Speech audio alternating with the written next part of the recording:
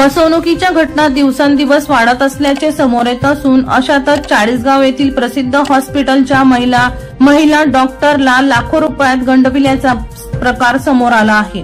तुमचा देशविघातक कृत्यात समावेश आहे, त्यात तुम्हाला 3 वर्षाची शिक्षा होऊ शकते।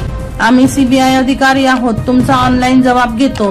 तुमची गुन्ह्यातून सुटका करून घ्यायची असल्यास पैसे पाठवा, असे सांगून महिला डॉक्टरकडून तब्बल 8.5 लाख रुपये उकळल्याचा प्रकार समोर आला आहे। या प्रकरणी सायबर पोलीस ठाण्यात 2 अज्ञातांविरुद्ध गुन्हा दाखल झाला आहे। चाळीसगावच्या या महिला डॉक्टरला 11 व 12 जून दरम्यान सुनील कुमार व अनिल यादव नावाच्या दोघांनी संपर्क करून आपण सीबीआय अधिकारी असल्याची बतावणी केली। महिला डॉक्टरला तुमच्या मोबाईल नंबरचा देशविघातक गुन्ह्यात संबंध आढळून येत आहे। त्यात सीबीआयच्या हाती एक पार्सल लागले आहे। त्यात 15 बनावट पासपोर्ट व 140 ग्रॅम एमडी पावडर आहे। तुम्हाला या गुन्ह्यात किमान 3 वर्ष शिक्षा होईल।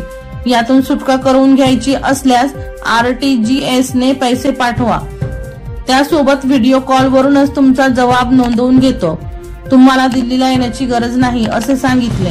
त्या महिलेला आपली फसवणूक झाल्याचे लक्षात आल्यावर तिने जळगाव सायबर पोलीस ठाण्यात येऊन दोन्ही भामट्यांविरुद्ध गुन्हा दाखल झाला आहे।